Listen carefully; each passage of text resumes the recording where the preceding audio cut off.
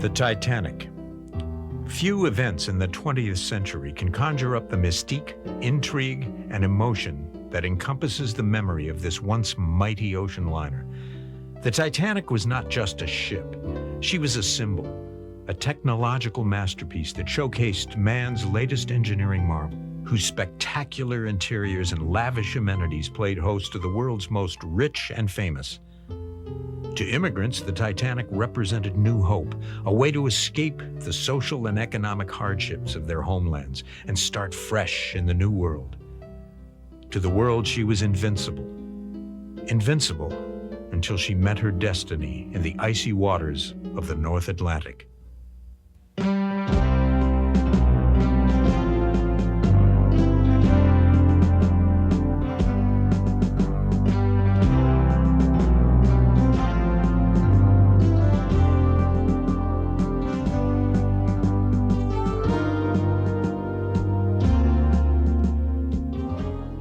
From her ambitious beginnings, through the last hours of her fateful voyage, until her rediscovery 75 years after she slipped from the ocean's surface, we will separate myth from reality and expose the unanswered questions to provide the clearest picture yet of what happened on the night of April 14th, 1912. We will also reveal for the first time the startling new evidence about how the materials used to build the Titanic's hull contributed to the disaster that took the lives of over 1,500 men, women, and children. Could this tragedy have been avoided? Join us as we take the 2.5-mile journey below the ocean's surface and rediscover the Titanic. In the 85 years since the Titanic's tragic demise, the world's fascination with the events surrounding her maiden voyage have never waned. These days, we seem to be awash with Titanic mania, as everything from recipe books of her last meal to CDs of music played on board fill store shelves across the country. In New York City, Broadway has even gotten into the act with a Tony Award-winning musical that celebrates the great lady's life. Perhaps the most anticipated of all is the $200 million opus by famed director James Cameron, who plans to give history buffs a bird's-eye view of the tragedy from bow to stern. So the question remains, why this story? What has made this tragedy so unique that it captivates generation after generation? Well, perhaps it's the period in which the Titanic first came to life. Throughout the latter half of the 19th century, the people of Europe were gradually developing a sense of security about the world in which they lived. There were no great wars to speak of, and the steady expansion of industrial progress provided an abundance of jobs for the workforce. The shipping trade and shipbuilding had been a major source of income for the residents of England and Northern Ireland. The story of the Titanic began in 1867, when 31-year-old Thomas Henry Ismay purchased the bankrupt White Star Line that was founded in 1850, and whose sailing fleet had been in the Australian trade. His dream was to enter the highly competitive North Atlantic passenger business, going head-to-head with the dominant Cunard ship lines. With the financial backing of a Liverpool financier, the young Ismay began contracting a fleet of ships from the Highland and Wolff shipbuilding firm. I think at that time, White Star and Cunard were still pretty much rivals, because before Cunard came out with the Lusitania and Mauretania, White Star had the biggest and best ships. And so you couldn't say that one was really better than the other, but they were certainly neck and neck, along with the Hamburg America line. The Germans were certainly competing as well, and so you had really three major shipping lines, two of which were British. The battle for dominance of the Atlantic passenger trade continued between the Cunard and the White Star Line. First one, then the other would gain the lead by introducing the latest technological advances. Soon luxury and size became more important than speed alone. The White Star Line was a huge success. In January of 1891, Thomas Ismay's oldest son, Bruce, would become a partner in the firm. 1 year later, Thomas Ismay retired, leaving his son to carry on his legacy of building the greatest shipping line in the Atlantic. With the growing industry of commercial travel, and the increased numbers of immigrants coming to North America, financier J.P. Morgan, then a railroad magnate, had become interested in expanding his horizons and entered the transatlantic passenger trade. He began buying up shipping companies to create a consortium large enough to crush the Cunard and German lines.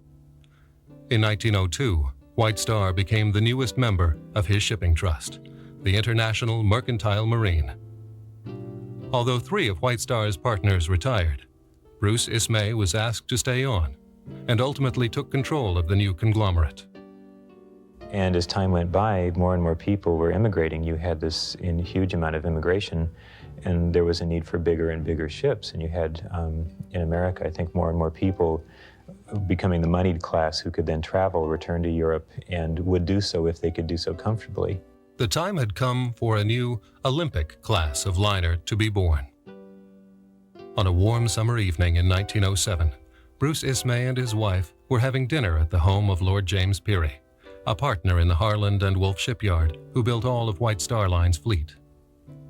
Before the evening was over, Ismay and Peary had hatched a plan for the construction of 3 world-class liners that were 50% larger than anything the world had ever known. The ships would be called the Olympic, the Titanic, and finally, the Britannic. The men moved immediately to bring their dream to reality, with Lord Peary's staff drawing up the practical designs, while Bruce Ismay secured the financial blessing of White Star's owner, J.P. Morgan. In order to accommodate the construction of the first 2 massive Leviathans, 3 berths in Highland and Wolff shipyard had to be converted into 2. A 220-foot-high gantry was constructed over the 2 new slipways that became objects of wonder to those along the banks of the River Lagan. On December 16, 1908, more than a year after Bruce Ismay and Lord Peary launched their ambitious plan, the first keel plate was laid down for the new breed of superliner, the Olympic. 3 months later, on March 31, 1909, the Titanic's keel plate was laid, and the beginning of a legend was born.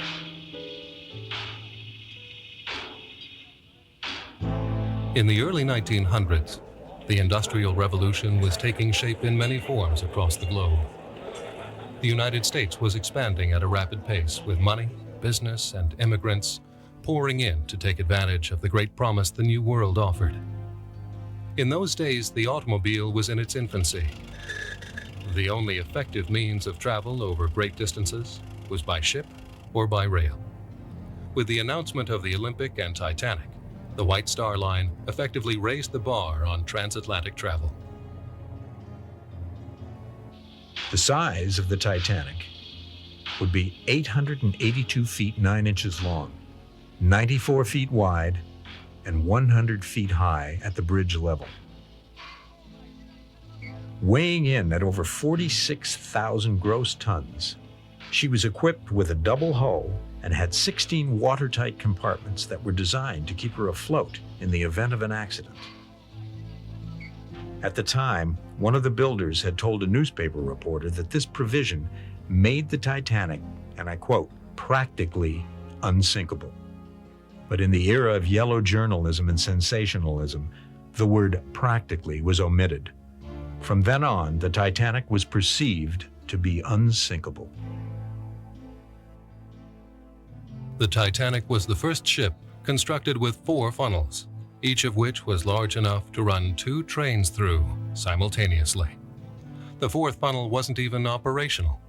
Lord Peary had it added to give the impression of a more powerful ship. The Herculean project required the shipyard's workforce expand to more than 14,000 by the time the ships were complete. The final cost was about £1.5 million, or approximately $7.5 million US. But for her owners, no expense was too great, as long as it worked toward the goal of setting new standards in shipbuilding excellence.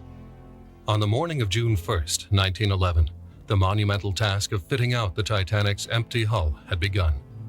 For the next 10 months, Highland and Wolff's 14,000 skilled craftsmen went to work, shaping and honing the superliner's cavernous interiors. The attention to detail lavished upon her came from a 300-page builder's handbook that contained specific instructions regarding the installation and adjustment of the thousands of items and systems that would be used on board. The enormity of her design is what set the Titanic apart from any ship of her day. Engineers equipped her with both turbine and reciprocating engines that allowed for better speed and efficiency. She carried 29 boilers. The largest of her 3 anchors weighed 15.5 tons, requiring a team of 20 horses to transport it. Carpenters worked to lay her decks. They framed and installed paneling. The Titanic was a floating palace, with one of her crowning jewels being the forward grand staircase that led first-class passengers into the library and smoking lounge. It was impossible not to be awed as the sun poured through her glass dome and wrought iron features. On each staircase landing, a gold-plated crystal chandelier hung, and fine works of art adorned her oak-carved panels. The attention to detail was astounding. Of the 2,800 staterooms and parlor suites aboard the Titanic, first-class passengers had their choice of several different styles of decor. They ranged among Empire, Italian, Adams, Renaissance, and Georgian, to modern, Old Dutch, Regency, Queen Anne, and Louis XIV, XV, and XVI. Each suite consisted of 2 bedrooms, a large sitting room, a wardrobe room, and a lavatory with bath and shower features. While the women on board took advantage of the elegant Georgian-style reading and writing room, the men retreated to the adjacent smoking lounge. The Titanic, like the Olympic, featured the first swimming pool on the high seas. Another added amenity for those of means were the spas and Turkish baths. For a mere 4 bits or $1, passengers were pampered in an exotic atmosphere whose interiors were decorated with richly colored tiles, gilded beams, and bronze lamps. For those passengers looking for physical stimulation, there were squash courts, as well as a gymnasium that featured weights, rowing machines, cycling, and even a mechanical camel. The ship had a fully equipped hospital, with a doctor and staff trained to handle almost any medical emergency. In her desire to be the most luxurious ship afloat, the Titanic was equipped with 4 separate dining areas for first-class passengers. The Veranda Cafe, also known as Palm Court, was decorated with white wicker furniture and high-arched windows, with ivy growing up its trellis-covered walls. The Titanic's first-class dining saloon was the largest single room aboard the great liner. It was over 100 feet in length and could accommodate more than 500 people at one sitting. The Ritz, also known as the a la carte restaurant, was the ship's most luxurious chamber, where the super-rich dined on delicacies more rare than even the first-class dining saloon could provide. Passengers booked in second class on the Titanic found themselves treated to the accommodations ordinarily found in first class on any other luxury liner of the time. The food served in their dining room was prepared in the same galley as first-class meals. The dining room itself had oak-paneled walls and rich carpeting. The tables were adorned with white tablecloths and blue-patterned china place settings. As in first class, the men had a smoking room that was decorated accordingly with heavy oak furniture covered in green Moroccan leather that created a club-like atmosphere. Women took advantage of the second-class lounge that was also its library. The cabins in second class were fixed with between 2 and 4 berths. They had water bassinets and water closets that would be emptied and filled every morning by the ship's stewards. On other ships, these comforts were reserved for first class, but the Titanic's ambition was to set a new standard for transatlantic travel. In third class, most of the passengers traveling were immigrants comprised of families and single men who saw the Titanic as their first step in making their dreams come true in America.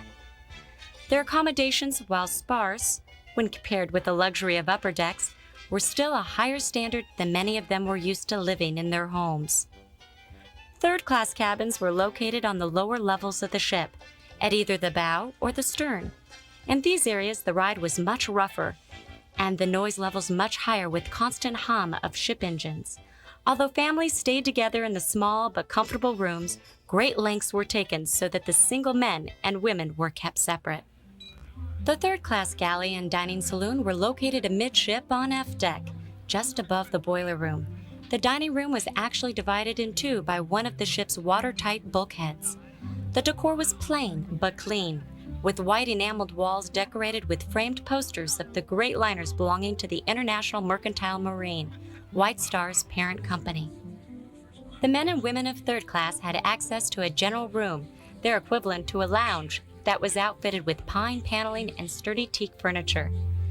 Down the hall and next to the staircase was the third-class smoking room, where men could gather for a game of cards or dominoes. It took several million man-hours to outfit and refine the Titanic into the most magnificent vessel of her time. But on September 20th, 1911, an accident happened that changed the course of the Titanic's destiny. A British Royal Navy cruiser collided with her sister ship, the Olympic, causing an 8-foot gash below the waterline of her starboard side. I don't really know that the Olympic collision had that much of an effect on the Titanic's sinking. They did have to take a lot of the workmen from the Titanic and have them repair the Olympic, and that took some time and possibly delayed the maiden voyage a little bit. By November, the Olympic had returned to service, and the focus again became the Titanic. Now, behind schedule, workmen began installing her masts and impressive 4 funnels. By January, the Titanic's 16 lifeboats were put in. Originally, Alexander Carlisle, one of the ship's first designers, had submitted a proposal for 64 lifeboats on board. That plan was soon whittled down to 32, and ultimately became 16, with the addition of 4 collapsible boats. These numbers fell well within the regulations set down by the Merchant Shipping Act of 1894. It should be noted, however, that when later calculated, a total of 63 lifeboats would be needed in order to accommodate the ship's certified capacity. In February, the Titanic was towed to Belfast Harbour's new graving dock, where she was fitted with propellers and given a final coat of paint. By March, time was running out for the builders. During this time, the Titanic was again displaced by the Olympic, who had lost a propeller blade while on her way to New York. As the replacement was installed, the two vessels briefly stood side by side in the water, and at that point, no one knew this would be the last time these two shining examples of modern technology would be together.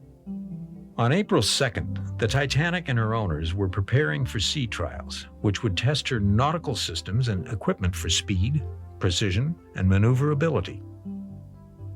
Board of Trade surveyor Francis Carruthers was on hand alongside the owners of White Star and architects of Harland and Wolff to put the ship through her paces.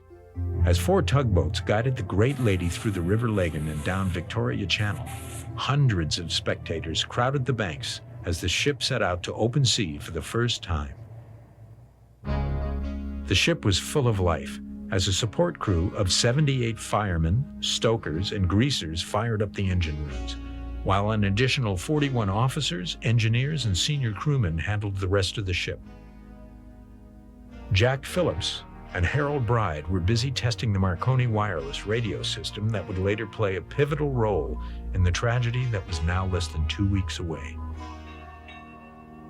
On Captain Smith's signal, a jangling of bells rang out to set the engines in motion. For the first time, the immense bronze and steel propellers revolved, plunging into the Atlantic. As the ship picked up speed, black smoke rose from her funnels and a plume of white spray arched outward at her bow, leaving an ever-widening wake behind her stern.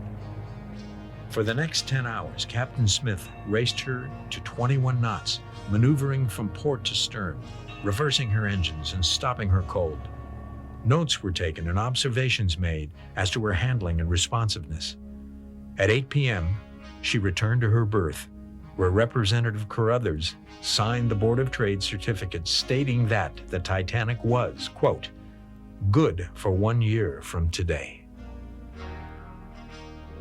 Later that evening, the ship's anchors were raised as she departed Belfast, passing into the Irish Sea on her way to Southampton. Time was of the essence as crew and craftsmen worked 24-hour shifts to test all of the ship's systems under the actual sea conditions. The wireless operators were fine-tuning a special transmitter that enabled them to send messages over 400 miles away during the day and up to 2,000 miles at night, when atmospheric conditions would allow.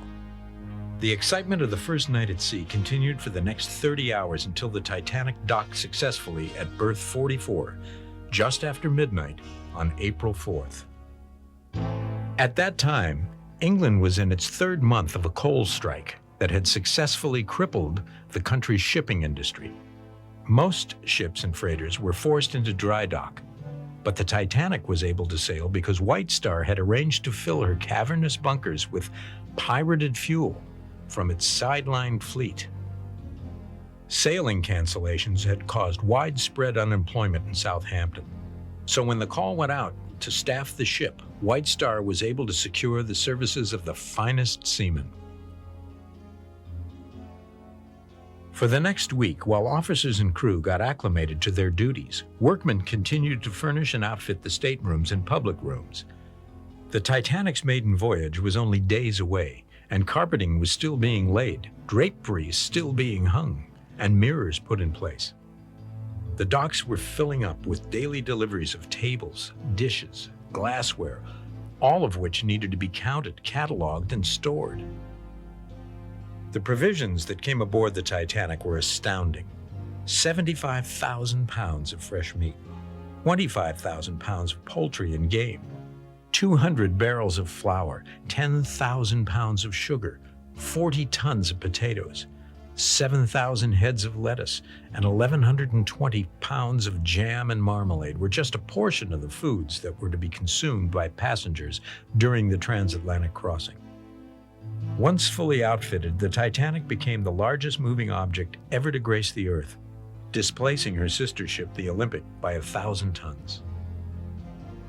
Thomas Andrews, whose responsibility it was to ensure that this ship represented the very best man had to offer, wrote in a letter to his wife, quote, "The Titanic is now about complete, and will, I think, do the old firm credit tomorrow when we set sail."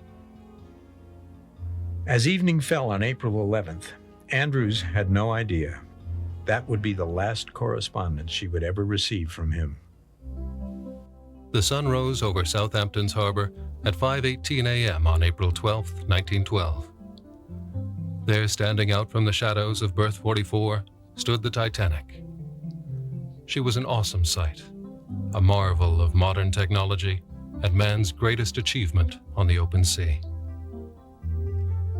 Her crew began converging on the docks at the break of dawn.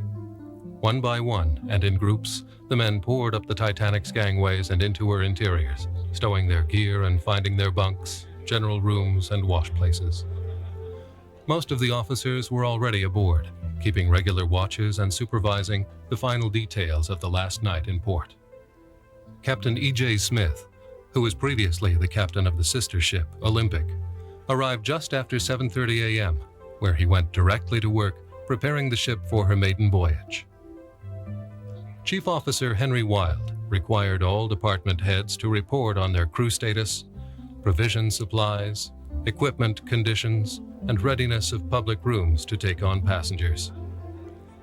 Lifeboat drills, medical reports, and a number of statutory duties had to be fulfilled before the ship could be cleared to sail. One problem that had plagued the ship was a coal fire that had burned out of control in boiler room number 6. It was believed to have begun in Belfast when the pirated coal was being loaded into the ship without being properly wetted down. Smoldering ever since, the fire burned as stokers worked to get it under control. With the chief engineer's assurance that there was no damage to the hull from the fire's heat, Captain Smith assumed the risk to stay on schedule. In the master report to the company, Captain Smith wrote, "I herewith report this ship loaded and ready for sea. The engines and boiler are in good order for voyage, and all charts and sailing directions up to date." To this day, it is not known whether that fire, located on the starboard side of boiler room number 6, compromised the integrity of the ship's hull, therefore contributing to the destiny that the Titanic would encounter 96 hours later. Up on deck, the passengers were beginning to board in large numbers. The festive atmosphere was growing as second and third class passengers arrived shortly before 9:30 from the boat train that had left London's Waterloo station at 7:30 that morning. We took the train to Southampton because that's where the Titanic was docked. So on the way to Southampton, I was sleepy and I was about going to sleep. And Mother says, "Ruth, don't go to sleep. You may never see this landscape again, this beautiful landscape." Well, that part didn't bother me at all. I didn't think it was any prettier than any other. But anyway, I stayed away and looked at it. Third-class passengers entered the ship at either the bow or the stern gangways, where they were scanned closely by a medical officer. The company had no wish to transport passengers whose health might bar their entry into the United States. When we got to Southampton, for some reason or other, my mother wanted to or had to see the purser before we went to our cabin. So we went and visited the purser, and during the conversation between the two, the mother said to the purser, "I am not one bit happy about going on the Titanic to New York City." And the purser said, "Why?" She said, "Because the Titanic is new, it's never crossed an ocean." And she said, "I'm afraid something might happen." And he said, "Madam, nothing was going to happen. But if it does," he said, "the Titanic has watertight compartments that'll keep it up until help comes." With accommodation spread out over 4 separate decks, many third-class passengers were literally lost in the hull of the ship. Confusing corridors, along with language differences, frustrated stewards attempting to effectively assist those in need. As the morning wore on, the cries of children grew more faint as passengers discovered their rooms and became situated. The fanfare and excitement surrounding the Titanic's maiden voyage had become an even bigger media event because of the many celebrities of high society who were scheduled to make the trip. Names like American railway mogul George Dutton Widener, millionaire playboy Benjamin Guggenheim, and Major Archibald Butt, who was a military aide to Presidents Teddy Roosevelt and William Taft, captured the attention of people all over the world. At 9:30, a media frenzy had developed in London as John Jacob Astor and his wife, of Waldorf Astoria fame, and Mr. and Mrs. Isidore Strauss of Macy's, boarded the boat train to Southampton for the historic voyage. Upon arrival, they were treated like royalty as they walked up the Titanic's elegantly dressed gangway. Approaching the main entrance, they were greeted by Chief Steward Latimer and his staff, who escorted them to their deluxe accommodations. Finally, it was time. The last passengers aboard, the Titanic was ready to begin her maiden voyage. On the bridge, Captain Smith welcomed Bruce Ismay, director of White Star Lines, and Thomas Andrews, the ship's designer, as he gave the order to depart. The steam whistles blew, signaling the tugs to take her out. It was the moment all had been waiting for, as the passengers on board and the crowds below erupted with joy as the great liner got underway. The tugs proceeded to tow the Titanic very slowly in order to maneuver the ship through the channel maze that leads to the open sea. Low tide had just begun, and the ship had to be handled with extreme caution. At berth 38, the Oceanic and the New York were moored in tandem, temporarily out of service due to the coal strike. As the Titanic's huge bulk approached the ships, the water she had displaced caused the outboard New York to rise in position, thus loosening her mooring ropes. As the Titanic began to pass by, the water level suddenly decreased, and the ship reverted to her former position, bobbing up first, then down. The extreme movements caused the New York's ropes to snap. With the considerable force of the current, the New York's stern began to arc toward the Titanic. Captain Gale of the tugboat Vulcan remembered, "Someone sang out to me to get up and push the New York back, but such a thing was impossible. Had I gotten between the two ships, we would almost certainly have been jammed." All he could do was try to get a line aboard the New York to get her under control. As the New York drew closer, Captain Smith reacted with an order of full astern to bring the ship to a halt. First Officer Lightoller stood ready by the anchor should it become necessary.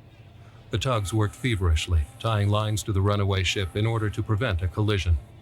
Passengers on board the Titanic watched in horror as the New York came within 4 feet of the ship's massive hull. The ship then drifted down the river until tugs could gain control. During this time, there were also fears that the Oceanic might break loose, but additional lines were secured to ensure no repeat of the incident. After an hour delay, the Titanic was again being guided through the channel to sea.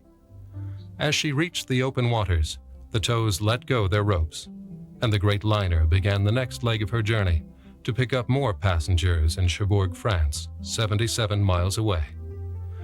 The captain increased her speed as the ship's bugler passed from deck to deck, sounding the traditional meal call. On this splendid afternoon, the Titanic was on her way, crossing over the horizon and approaching what would become her destiny. The trip to Cherbourg, France took only a few hours, enough time for the passengers on board to have a meal and explore the great wonders the Titanic offered. Francis Brown, a 32-year-old candidate for the priesthood, took the opportunity to photograph some of the splendid sights found on board. During his stroll, he found second-class passengers mingling in the crisp sea air, with a view of the Palm Court entrance below. On the first-class promenade, he discovered a young boy spinning atop as his father looked on. These candid shots are a living reminder of life on board the great liner. On the lower decks, trimmers, stokers, and greasers continued to work the ship's engine rooms, while barbers, stewards, and attendants performed their duties of service for the passengers. A little before 4 p.m., the boat train arrived from Paris carrying 142 first-class, 30 second-class, and 102 third-class passengers rendezvousing with the Titanic. They quickly learned of the delay caused by the near collision with the New York and passed the time by strolling through the town or visiting the local casino. By 5:30, they had reassembled at the docks and boarded White Star tenders, nomadic in traffic, to ferry them out to the approaching Titanic. Dusk was settling over the French countryside as the Titanic came upon her shore and dropped anchor. She was a glorious sight against the purple skies of sunset as the two tenders came to greet her. Within 90 minutes, 22 passengers whose final destination was Cherbourg had disembarked and another 274 taken aboard. Among the socially prominent coming on were millionaire Benjamin Guggenheim, American illustrator Samuel Ward Stanton, Sir Cosmo and Lady Duff Gordon, a well-known fashion designer of the day, and Mrs. Margaret Brown, who after the tragedy would be remembered as the unsinkable Molly Brown. As the tenders returned home, the clanking sound of the Titanic's anchors being raised are heard from a distance. By 8:10 p.m., the great lady of the sea is heading out into the night for one more step before her fateful trip across the Atlantic. While the incoming passengers settled in, meals were being served in the dining saloons. The White Star Orchestra could be heard playing The Tales of Hoffmann and Cavalleria Rusticana in the first-class lounge. For those inside enjoying a glass of port or an after-dinner cigar, it was hard to imagine the gale-force winds blowing on the top decks. The ship had a wonderful steadiness on the open sea. As the evening wore on, passengers would find their way back to their staterooms and berths to be lulled to sleep by the churning hum of the ship's engines. The Titanic's first night in full service passed uneventfully. By morning, the crew had assembled for emergency drills. Assistant electrician George Irvine described the events on board in a letter to his mother. Quote, "The alarm bells rang for 10 seconds. Then about 50 doors, all steel, gradually slid down into their places so that water could not escape any one section into the next. So you see, it would be impossible for the ship to be sunk in a collision." End quote. A sentiment that was surely shared by all of those on board. The word unsinkable wasn't really pushed by the White Star Line. I know of only one brochure ever that referred to the construction of the new ships and called them practically unsinkable. or they had features that would make them practically unsinkable. And the word unsinkable wasn't really used by the White Star Line, wasn't promoted, but the design was there. The design was in the ship to make it practically unsinkable. They had watertight bulkheads that went across the ship so that if anything struck it from the side or head on, it had these compartments that would be then watertight when these doors would close. And so you couldn't, if you hit it from the side and punctured two compartments, if you hit it right at the wall separating them, it could float. If it hit something head on, if you punctured 3 of the first 5 compartments or even all 4 of the first 4, the ship would continue to float. And so theoretically it was unsinkable because it couldn't imagine something that would do greater damage than that, other than maybe several ships hitting it at once or something. And so in the minds of the builders, it was practically unsinkable. It wasn't advertised to the public, but word got out. And so employees of the White Star Line and travel agents, everyone, would say, well, these ships are unsinkable. By 11:30 a.m., the anchors were dropped again as the Titanic sat 2 miles off the coast of Queenstown, Ireland. She was met by the tenders America and Ireland, who ferried the last passengers to join her transatlantic voyage. 113 third-class passengers and 7 from second class came aboard, with a total of 1,385 sacks of mail destined for the United States. The transfer was less chaotic than had been at Southampton and Cherbourg, as the stewards in attendance had systems in place to handle the large crowds. Francis Brown was one of the few passengers disembarking at Queenstown. With his photographic plates in hand, he boarded the tender, bidding a fond adieu to the ship and her passengers. Unbeknownst to all on board, a 24-year-old stoker named John Coffey had stowed away under some returning mail bags. With his address listed as 12 Sherborne Terrace in Queenstown, it is assumed that he signed on to the Titanic's crew in order to obtain a free passage home, an exit that surely saved his life. As the tenders departed, the Titanic's whistle sounded 3 mournful blasts, indicating its imminent departure. The starboard anchor was raised, and the mighty engines began turning the propeller shaft. The Titanic was again on her way, this time sailing to New York. As she proudly slipped past the green hills of Ireland's coast and into the setting sun, no one knew that time was running out for this great lady. Her destiny lay ahead in the North Atlantic in the shape of an iceberg that was to meet her hull in just 2.5 days. Could this tragedy have been avoided? We'll answer the mysteries surrounding why iceberg warnings were ignored, what role the ship's design played in the disaster, and dissect the events that led up to one of the greatest maritime disasters the world has ever known. Life on board the Titanic was a glorious experience for more than 2,300 passengers who sailed on her maiden voyage. In every class, the days were spent enjoying leisure activities like reading, writing, listening to the orchestra concerts, or playing cards in the many rooms and lounges on board.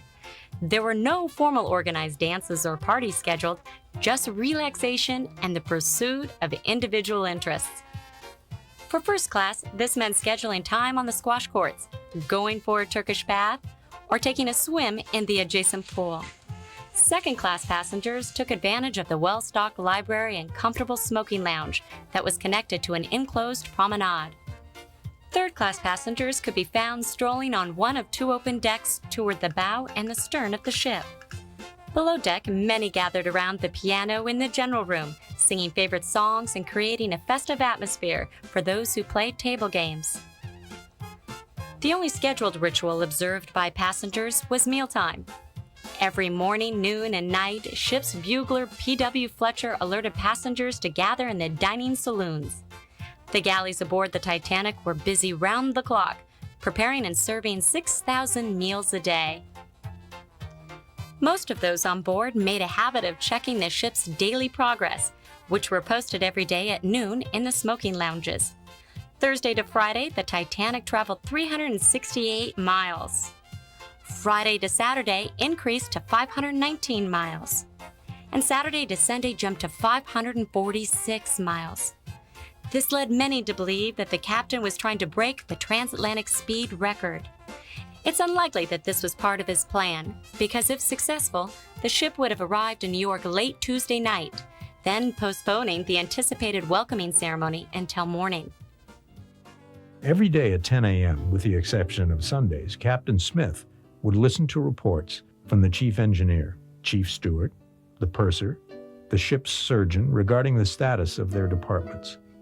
Under White Star regulations, the captain was required to make a thorough inspection of the ship's public rooms and corridors in all the classes. Passengers would watch as the impressive entourage moved from deck to deck, through the kitchens, pantries, hospital, the barber shop, checking the cleanliness, condition, and the performance of the equipment and crew. This examination also included the crew's quarters, storage room, and the cargo hold of the ship where winches, cranes, and ventilators were tested.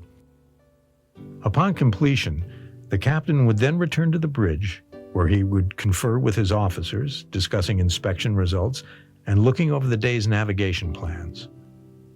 The Titanic was running in perfect order. The passengers were at ease on the greatest ship ever to sail the earth. The fire in boiler room number 6 had finally been extinguished after burning continuously for the better part of 2 weeks. Messages of good luck and congratulations were streaming into the Titanic's wireless room from other ships in the Atlantic. The Empress of Britain, heading to Liverpool, sent her regards on Friday, as did the French vessel La Touraine. Included in each of these greetings were warnings of ice. It was not uncommon for there to be ice warnings in April in the North Atlantic. Senior Marconi operator Jack Phillips and his assistant Harold Bride worked tirelessly, passing on the friendly greetings to the bridge while handling the mounting requests of the passengers. At about 11 p.m. that night, the wireless apparatus ceased to function. It took most of the night to repair, leaving the operators both exhausted and well behind in their duties. By midday Saturday, reports of field ice, bergs, and growlers continued to come in from ships like the California, the Colby, and the Minnesota. The location was near the parallel, directly in the path of the Titanic. As evening set in, the ship and her passengers were to enjoy their last peaceful night at sea. In the early morning hours of April 14th, the sun rose out from the ocean, creating a spectacular prism of light and color in the North Atlantic sky.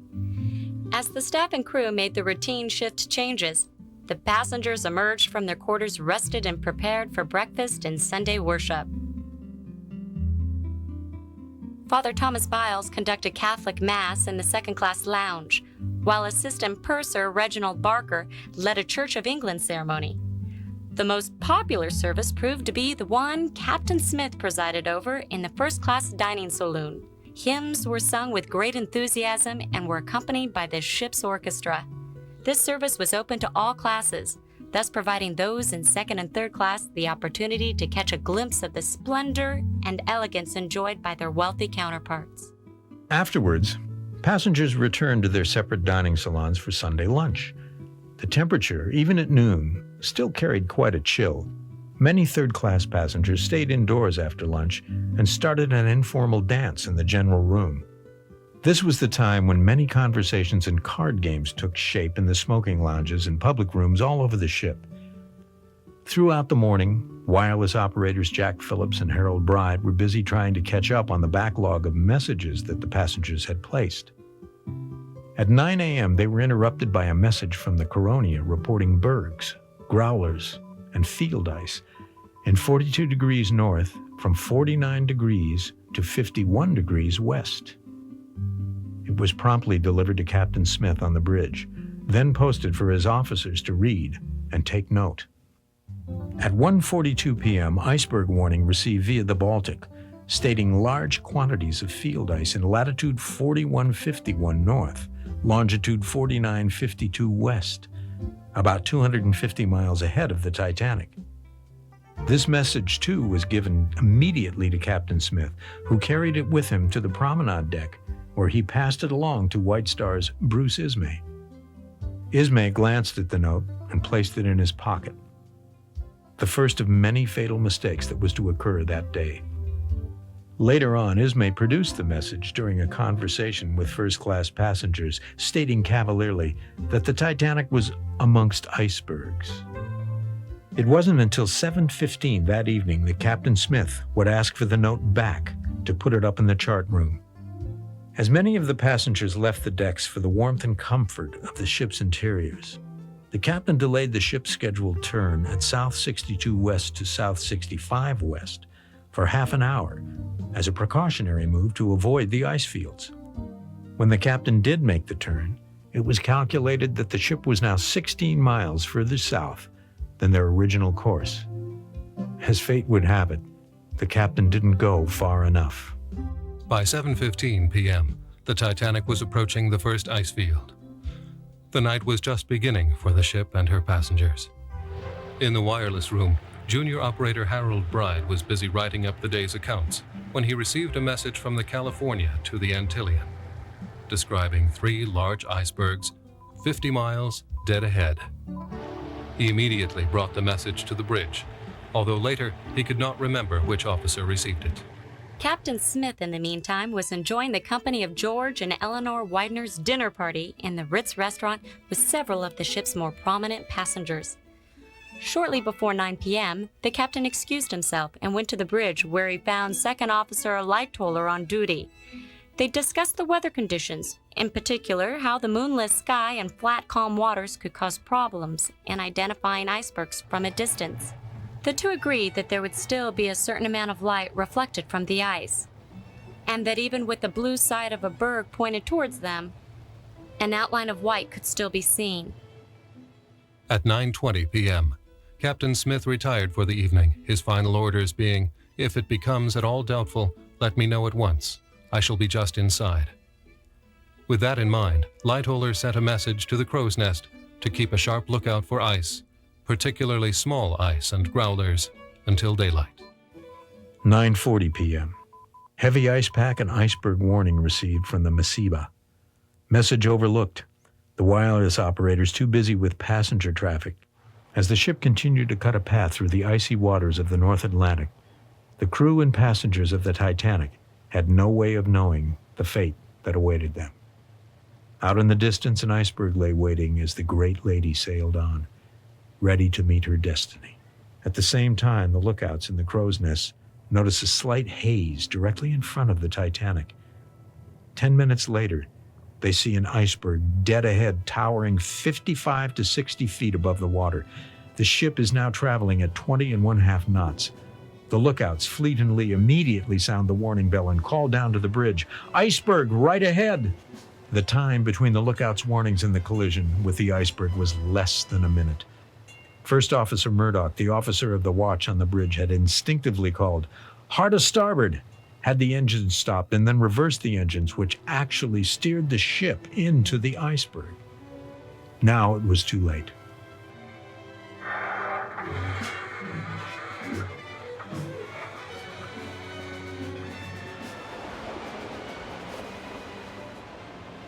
Officer Murdoch threw the switch that closed the watertight doors. The collision had occurred at 11:40. The iceberg sent pieces of ice into the upper decks through the portholes. Henry Sleeper Harper of the American publishing family awoke and saw the iceberg quickly passing his window. Other passengers couldn't understand what was going by. In the first-class smoking room, everyone stood as the jarring motion shook the room. Some went to the promenade deck to see what had happened. All 4 of us were in bed asleep until near midnight, and my mother was awakened by dead silence. She realized that the boat had stopped, the engines had stopped, and so the boat had stopped, and she wondered why the boat had stopped on its way on the Atlantic Ocean on its way to New York City. So she got rather concerned, and she went out in the hall, or opened the door, and out she saw a cabin steward, and she asked him, and he said, "Oh, there's nothing much the matter. They're fixing it now, and they will have it fixed in a little bit, and you go back to bed and forget about it and calm down." And my mother decided to go back to Milwaukee. So she was on the ship And the night that the ship struck the iceberg, she was thrown out of her bunk. And she was curious. And thank God she was curious, because she got dressed, she put on her fur coat, and she went up to the top deck, and all she could see was this great big white mountain. That was the iceberg. Meanwhile, a worried Captain Smith, now on the bridge, sent out Officer Boxall to assess the damage.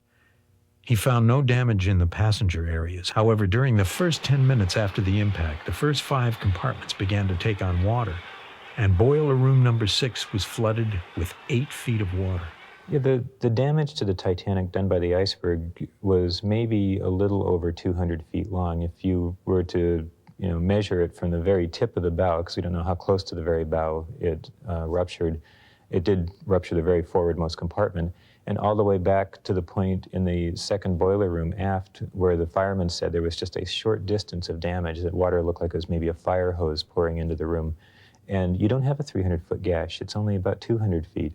And so it wasn't really a big tearing, it wasn't a huge thing, but this gash, as we've always described, it was probably a shearing of rivets and buckling of plates and separating them perhaps, causing them to part, so that water did pour in. I mean, people inside the ship said it was like the whole wall of the ship gave away, but they still had time to get out of the boiler room they were in, so it couldn't have been, a complete collapse of the wall, or it would have just instantly flooded.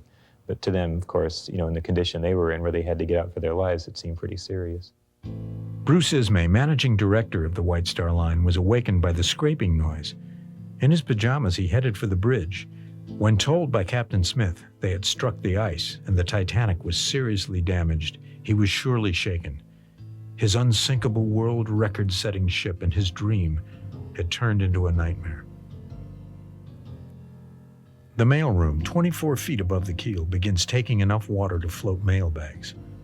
Following the reports to Captain Smith of water pouring into number 1, 2, and 3 holds, he sends Thomas Andrews out to do his assessment of the damage. Andrews calculates the ship can stay afloat from 1 to 1.5 hours only.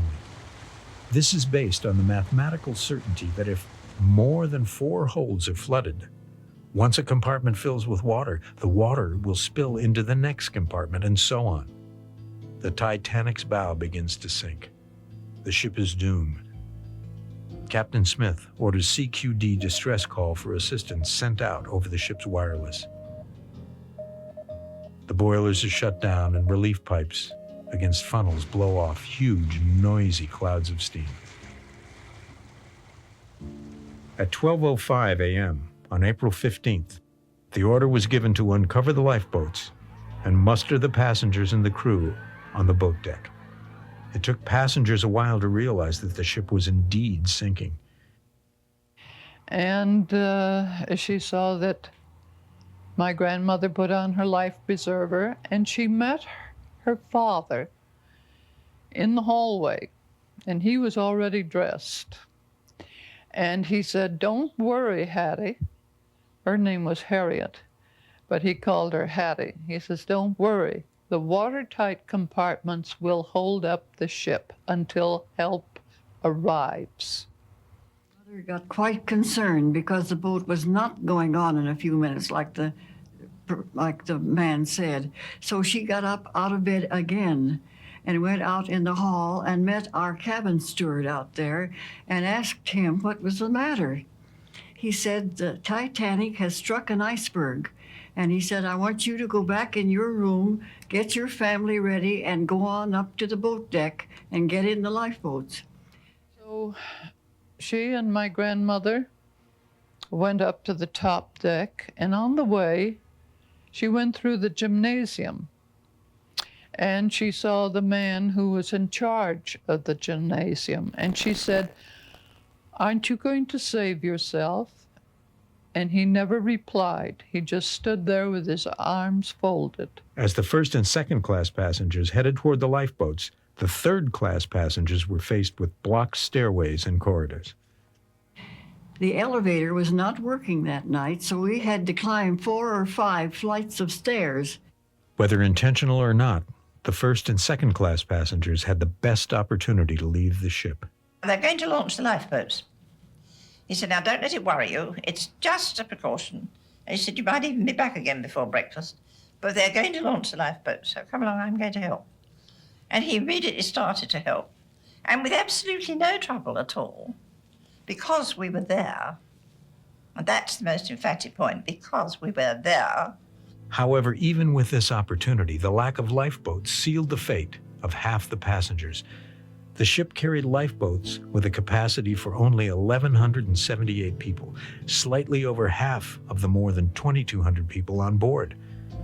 This was enough to satisfy the British Board of Trade regulations, and no one could ever imagine a situation where such a watertight ship would ever need to evacuate all of her passengers. They were holding the men back with revolvers. An officer picked her up bodily and put her in the lifeboat. The irony was that the Titanic had been fitted with state-of-the-art davits designed to hold 64 lifeboats instead of the 16 that she carried. Amid the panic and confusion, the lifeboats began to be loaded. Women and children first. And the officers put my little brother and sister in the lifeboat, but they would not let my mother get in. And she just screamed at them and she says, please let me in. Those are my little children. So they did let her in, but they would not let me in. So when Mother got into the lifeboat, why, she yelled up at me and she says, Ruth, go on down the boat, down the deck and ask the officer if you can get in that boat. And I said, all right. So I went down and I saw the officer putting people in the lifeboat. And I went up to him and asked him if I could get in. He says, why, sure. And he picked me up and dumped me in. The first boatload was number 5, and it was lowered with only 28 aboard. Anna Warren of Portland looked back at the ship and saw through the portholes that the stateroom she and her husband had stayed in on D-deck was now at water level instead of way above. And so this boat was lowered away with me beginning to scream because I realized my father was not with me. And it seemed a terribly long way down from when we were put in it until we were on the water, and very jerky, I seem to remember. It was because on the Titanic, which was new, the paint wasn't dry in some places, and the paint was not dry in the pulleys, and the rope stuck to the pulleys, and that's what made the boat go down unevenly.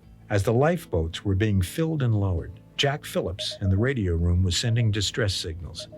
The Californian, which was about 20 miles away and had been rudely cut off earlier in the evening, had shut down its wireless for the night. The Cunard liner Carpathia received the distress call from the Titanic at 12:25 a.m. and changed course to come to her aid from 58 miles away. It was a full hour after the collision that Captain Smith ordered the distress rockets to be launched. The lookout on the Californian saw these, but by this time, the Titanic was so low in the water that he didn't think much of it, since there was no distress call relayed to him. The women and children with a crew member to command the boat continued to load.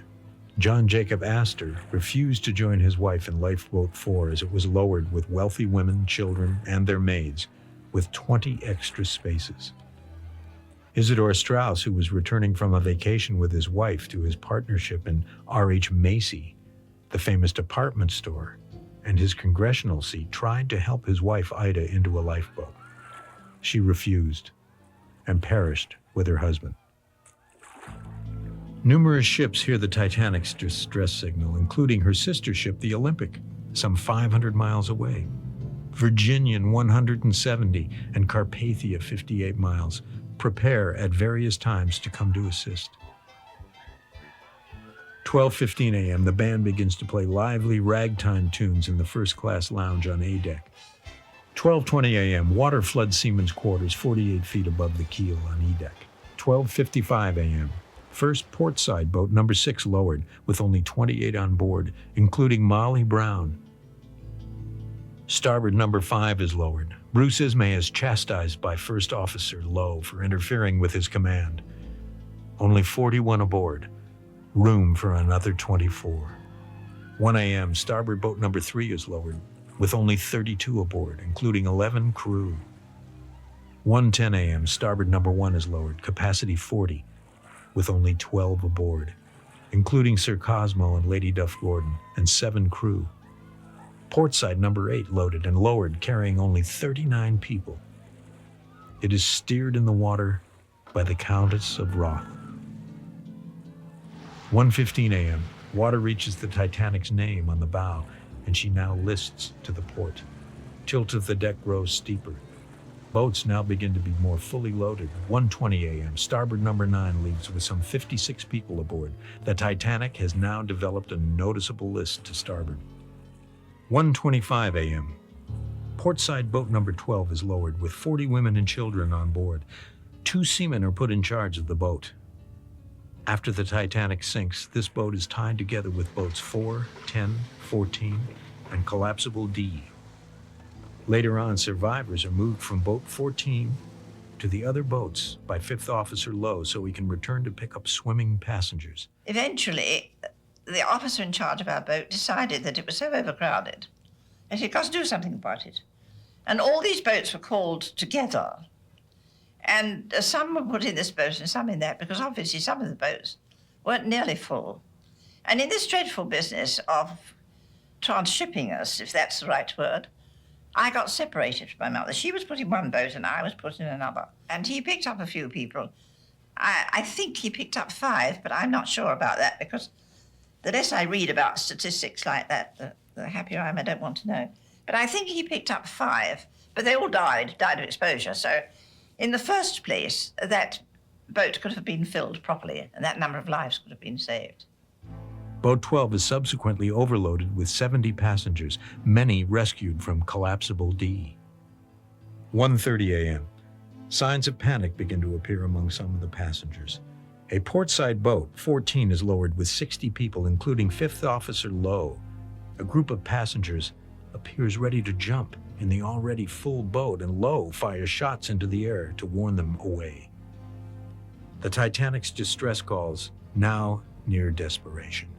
We are sinking fast, and women and children in boats cannot last much longer. 1:35 a.m. Portside boat 16 is lowered with over 50 people. Starboard boat number 13 leaves with 64 people, mostly second and third class women and children. Starboard boat number 15 is lowered 30 seconds later with 70 people aboard and barely avoids collision with boat number 13 as it's lowered on top. We were almost at the bottom, almost to the sea, the ocean, when above us the men discovered there was another lifeboat, number 15, coming down above us. And they shouted and yelled at them and said, "Stop lowering lifeboat number 15." But they didn't hear us because there was so much noise. So it kept coming down, not fast, but it just kept coming down, so far that when the men put their hands up like that, they could touch the bottom of the boat. Well, it still kept coming down. So the men, there were about 3 or 4 officers, I guess, in the boat that took charge, and they all took out their penknives and took hold of the ropes that held on the pulleys, that went around the pulleys. And I heard the man next to us saying, 1, he was cutting the rope, 2. And then when he said 3, we dropped to the ocean. 1:40 a.m. Most of the forward boats are now away, and passengers begin to move to the stern area. Bruce Ismay leaves on collapsible C, 39 on board. The last starboard side boat launched. The forward well deck is awash. 1:45 a.m. The words heard from the Titanic by the Carpathia on her way to the rescue. Engine room full up to boilers. Portside boat number 2 is lowered and leaves with only 25 people. She can carry 40. 2 a.m. Water now only 10 feet below promenade deck. 2:05 a.m. There are now still over 1,500 people left on the sinking ship. The final lifeboats left full to capacity. One even with 70 people aboard. Many of the passengers and crew members jump overboard. The ship's lights blink once and then go out. I saw the horror and heard the horror of that ship, and I maintained from that night until this day that that ship broke in half as it sank. I am convinced of it. I know it's true. And certainly the forward part went down nose first, and the other part stayed up in the air for what seemed to me to be a very long time. 2:20. The Titanic's broken off stern section settles back into the water, righting itself for a few moments. Slowly, it fills with water and again tilts its stern high into the air before slowly sinking into the sea. And the horror of people drowning is something that no one could possibly tell you.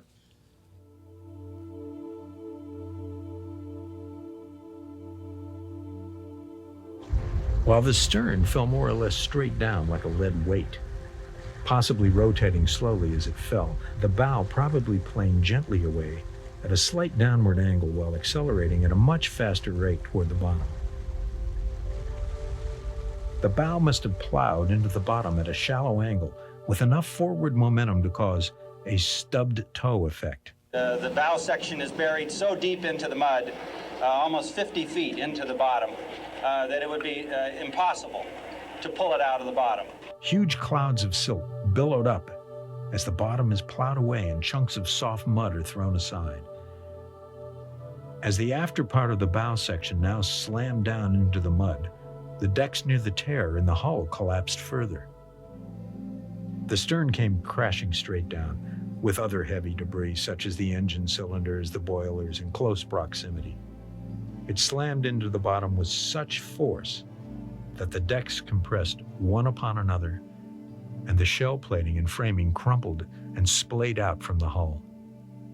For the next several hours, lighter debris drifts down to settle in the vicinity of the wreck and to the south, where it is carried by the current. At 3:30 a.m., the Carpathia's rocket sighted by lifeboats. Her normal speed is 14.5 knots, but she has raced to the rescue at a shuddering 17.5 knots. 4:10 a.m., first boat number 2 is picked up by the Carpathia. Ice floats all about the disaster area amid debris from the Titanic. And then, of course, the dawn came up and we saw these icebergs all around us. And we saw what, to me, looked such a tiny little ship coming toward us, threading its way through the icebergs. 5:30 to 6:30 a.m., collapsible A survivors rescued by boat number 14 and collapsible B by boats 4 and 12. 8:30 a.m., last boat number 12, picked up by the Carpathia.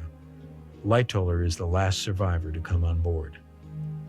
The Californian arrives at the site of the Carpathia and then streams through disaster area to undertake final checks for survivors. 8:50 a.m., the Carpathia leaves area bound for New York. She carries 705 survivors. An estimated 1,522 souls have been lost. Bruce Ismay wires White Star New York offices. Deeply regret, advise you Titanic sank this morning after collision with iceberg, resulting in serious loss of life. Full particulars later. The loss of the unsinkable Titanic was a tragedy for all involved, especially the third-class passengers who were not wealthy and were headed to the United States to begin a better life. Of those, only 69 men and 105 women were saved.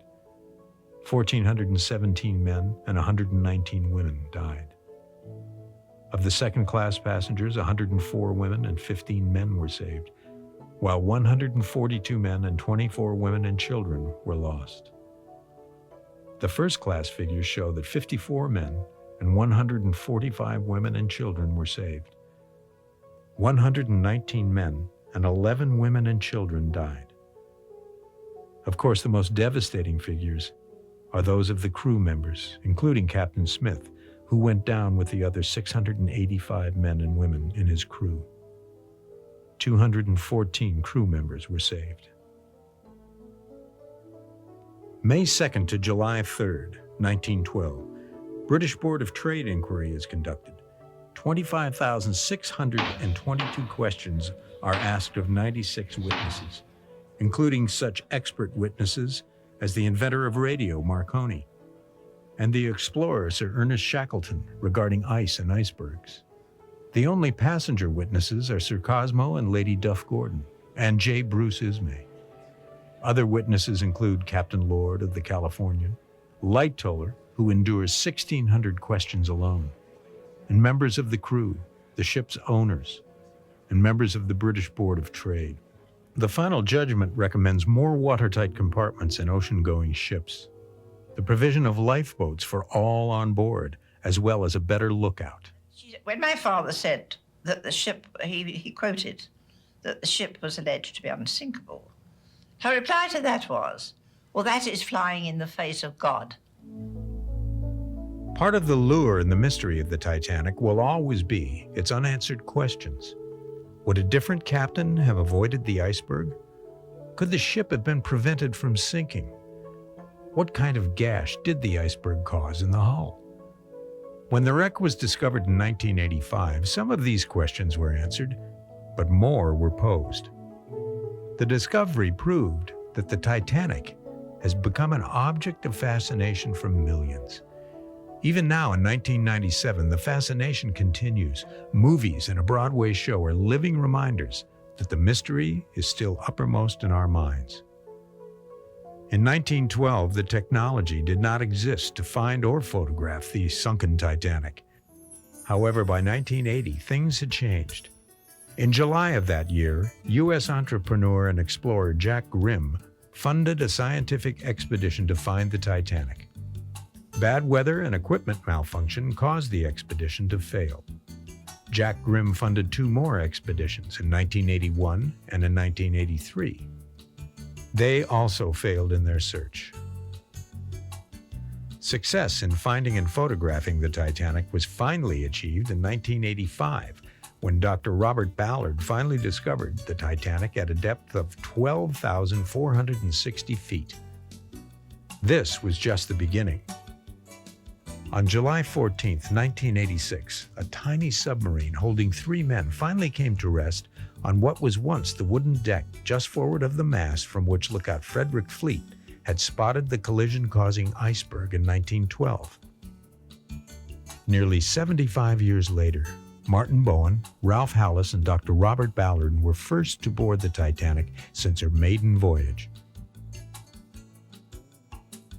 Ballard and his team continued exploring in the Alvin with camera Jason Jr., taking video footage of the wreck.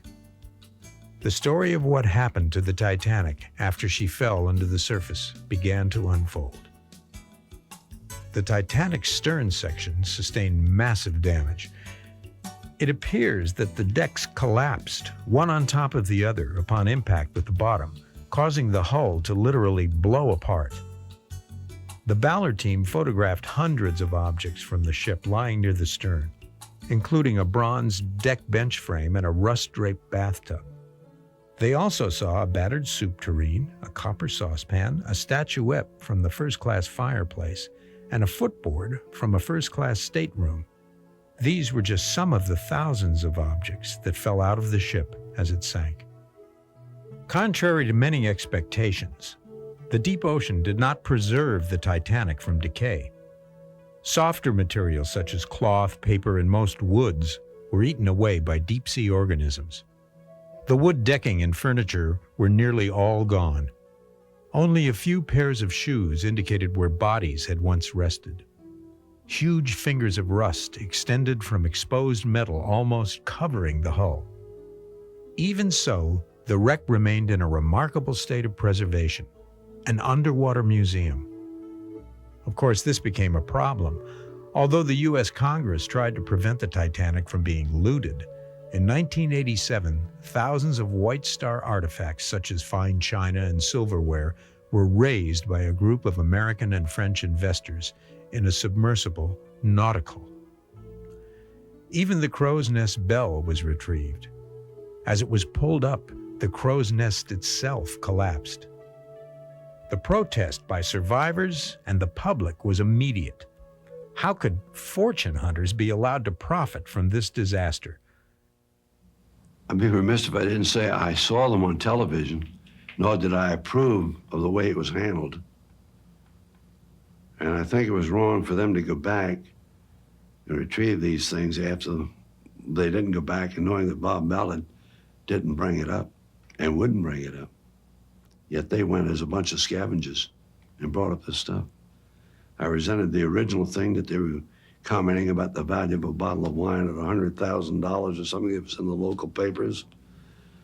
And then said no, they were going to put it up and send a museum around the world.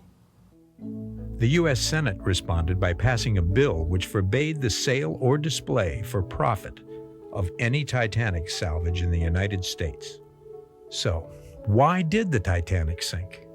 Did finding her answer this question? In one way, yes, and in others, no. All of the testimony at the inquiry in 1914 seemed to exonerate Captain Smith, who, although could have made other choices, did not do anything so wrong as to cause the tragedy.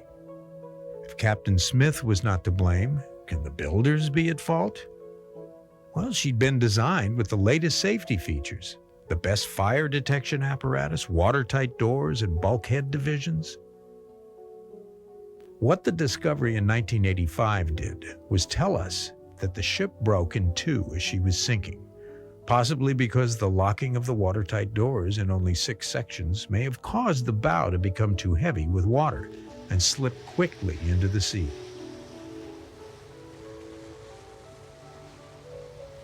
It is certain that other expeditions will travel to the Titanic. We are all fascinated by the story of the largest and most luxurious ocean liner in the world that set out on her maiden voyage with the wealthy and most socially prominent of 2 continents, hits an iceberg, and sinks in 2.5 hours as an excruciating human drama takes place.